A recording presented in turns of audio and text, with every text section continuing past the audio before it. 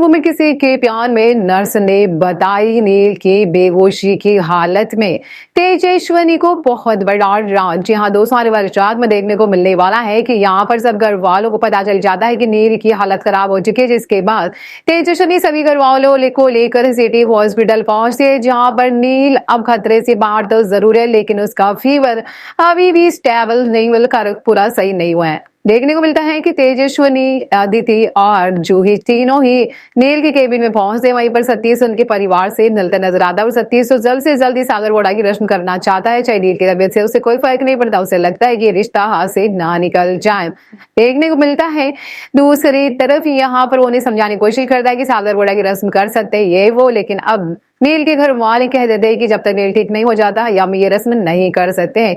दूसरी तरफ देखने को मिलता है कि यहाँ पर जो है नर्स कहती है कि मैम आप यहाँ रुक सकती है। तेजस्विनी को कहती है क्योंकि आप ही उनकी होने वाली पत्नी है ना।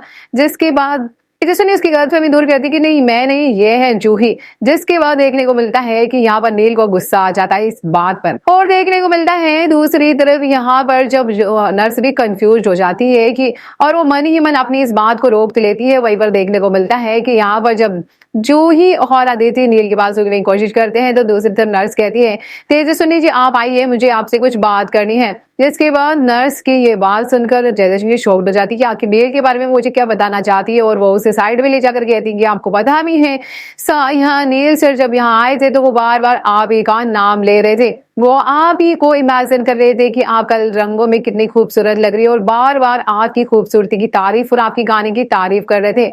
ये भी कह रहे थे कि अगर आप उससे शादी नहीं की तो उनकी वो जिंदा नहीं रहेंगे, और शायद इसी की वजह से उनकी हालत खराब हुई है। नील सर आपसे बहुत प्यार करते हैं, आपको पता नहीं है कि नील सर की हालत कितनी खराब हो चुकी है, और शायद आप बहुत बड़ी गलती कर रही हैं नील सर से शादी ना करके। मुझे तो लगता है नील सर आप से शादी करना चाहते हैं और आप इसे प्यार करते हैं, फिर आपको इतनी बड़ी गलतफहमी कैसे हो गई कि वो जूही जी से शादी करना चाहते हैं।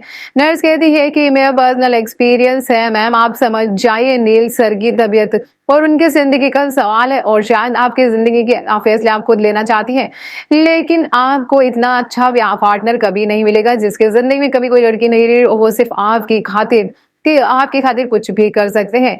तो देखने को मिलता है कि यहाँ पर तेजस्विनी के उड़ जाते हैं और जब नर्स से पता चलता है कि नील कितना प्यार उससे करता, देखना दिलचस्प होगा कि क्या तेजस्विनी नील से शादी करने के लिए तैयार होगी।